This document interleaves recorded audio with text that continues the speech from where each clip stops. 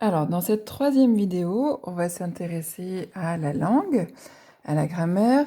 On a travaillé jusqu'à présent la forme passive, hein, on a transformé des verbes pour en faire des verbes passifs. Il y a d'autres manières d'exprimer ce passif, mais sans utiliser la même construction. Alors, vous vous souvenez peut-être du texte que l'on a lu, page 14, le texte sur Brasilia. On avait relevé dans ce texte les différents verbes qui étaient transformés au passif. Et il y avait aussi deux expressions qui n'étaient pas tout à fait du passif grammatical, mais qui avaient quand même une nuance de passif. Alors regardez ce que j'ai souligné. La ville s'organise et la traversée nord-sud de la ville se fait par, etc. Alors c'est ce qu'on va travailler maintenant. Et on va le travailler à partir de l'observation de phrases qui se trouvent dans le texte qu'on vient de corriger. Donc reprenez le texte de la page 6.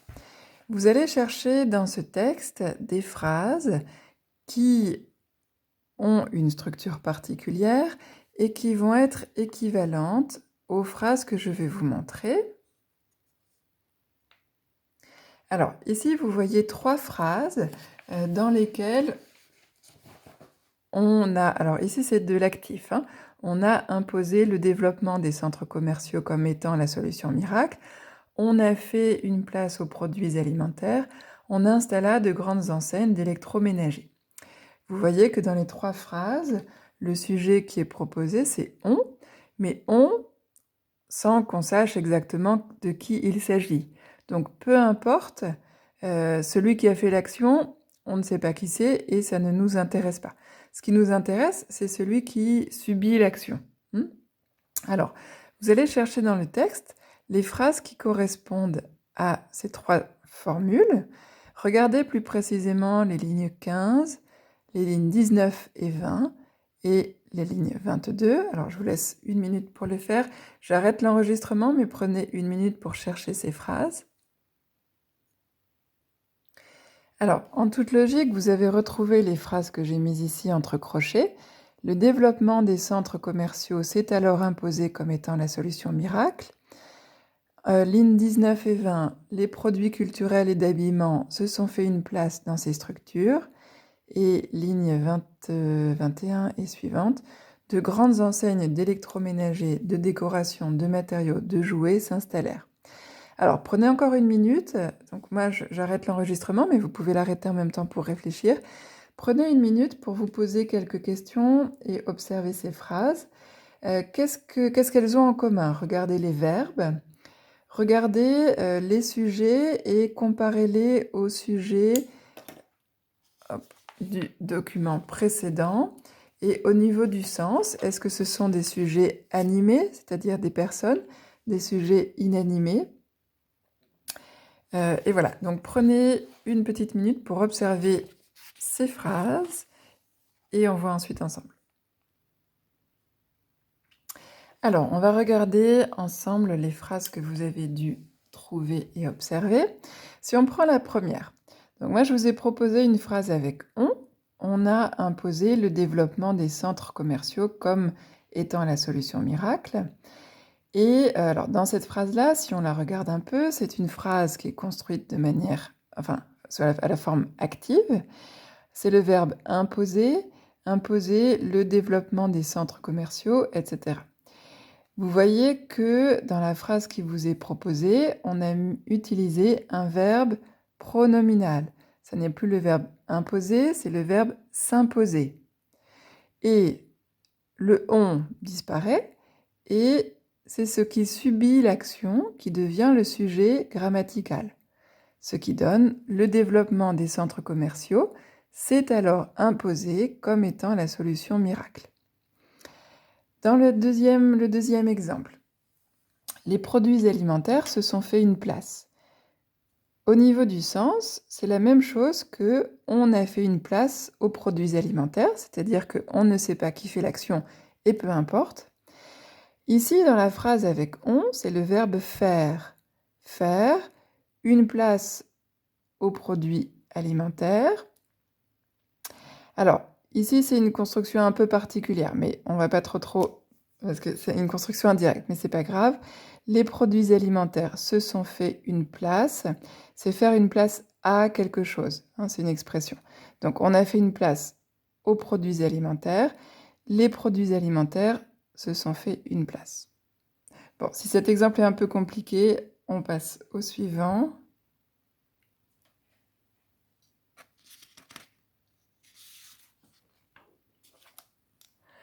Deux grandes enseignes d'électroménager s'installèrent. Donc moi, je vous avais donné la phrase « On installa de grandes enseignes d'électroménager ». On installa deux grandes enseignes d'électroménager. Le verbe « installer » devient « s'installer », une tournure pronominale qui prend un sens passif. Et l'ancien complément devient le sujet. Deux grandes enseignes d'électroménager s'installèrent. Alors, avant, on avait travaillé la forme passive, hein. Donc, on pourrait aussi dire « deux grandes enseignes d'électroménager furent installées ». Hein, ça, c'est ce qu'on a travaillé avant et qui est possible. Là, c'est une autre possibilité, c'est une tournure pronominale de sens passif. Ce qu'il faut remarquer dans les trois exemples, c'est que à chaque fois, le verbe, le sujet du verbe pronominal n'est pas un sujet animé. Donc on ne peut pas faire cette tournure-là avec un sujet animé. Ça veut dire un homme, un personnage, un animal. À chaque fois, ce sont des objets, des choses, des lieux, des structures, des phénomènes, etc. On va lire ensemble la règle que vous avez page 14. Alors, page 14, ici, construction de sens passif. Donc la forme pronominale. Cette construction s'utilise avec un sujet non animé et si le verbe a une construction directe. Alors tout à l'heure, on avait une expression, donc c'est un petit peu... Laissez le deuxième exemple, si c'est trop compliqué. Prenez l'exemple 1 et l'exemple 3. Regardez ici les phrases qui vous sont proposées. La ville s'est beaucoup transformée. Ce type de matériaux s'utilise de plus en plus. Alors, ici, on vous donne l'équivalent avec la forme passive. La ville a été beaucoup transformée. Ici, ce type de matériau est de plus en plus utilisé. On peut aussi proposer la phrase avec « on ». Hein, c'est ce qu'on a fait pour expliquer le phénomène. On a beaucoup transformé la ville. On utilise de plus en plus ce type de matériaux. Hein, pour le premier, donc 3 possibilités. La ville s'est beaucoup transformée. La ville a été beaucoup transformée. On a beaucoup transformé la ville. Dans les 3 cas, c'est une manière de dire qu'on ne sait pas qui a fait la chose. Le deuxième, ce type de matériau s'utilise de plus en plus. Ce type de matériau est de plus en plus utilisé. Ou on utilise de plus en plus ce type de matériau. Ça signifie la même chose. Alors, je voudrais attirer votre attention sur le fait qu'on ne peut pas construire ou transformer tous les verbes en verbes pronominaux de sens passif. Hein. Tout à l'heure, on a dit qu'il fallait que le sujet de ces verbes soit inanimé. Il faut que ce soit un sujet, enfin un verbe qui est un complément direct. Et d'autre part, il faut vraiment qu'on ne sache pas qui a fait l'action. Et ça fait plutôt référence à une habitude. Alors, regardez les phrases qui sont projetées. Première phrase. On a arrêté les cambrioleurs hier. On a cambriolé une banque hier. En fait, ici, on utilise « on », mais on sait qui a arrêté les cambrioleurs. On sait que c'est les policiers. On sait qui a cambriolé la banque, ce sont les voleurs. D'autre part, ce sont des sujets animés. Hein, donc on ne pourrait pas dire, hein, j'ai écrit la phrase « Les cambrioleurs se sont arrêtés hier ». Ça n'est pas possible. Si on écrit ça, ça veut dire qu'ils se sont arrêtés en voiture, mais ça n'a pas le même sens, hein. En revanche, si on écrit « on sert le café plutôt après le repas », on ne sait pas de qui il s'agit. Et c'est plutôt une habitude, hein. Donc on peut, cette fois-ci, construire la forme utiliser le verbe pronominal de sens passif, ce qui donne « le café se sert plutôt après le repas ». Alors, c'est quelque chose qui n'est pas évident à comprendre, hein, parce qu'on mélange un peu plusieurs constructions. On va faire des exercices et vous allez voir que ça n'est pas si difficile que ça à utiliser. Ce qui est particulier, c'est qu'on ne peut pas l'utiliser dans tous les cas.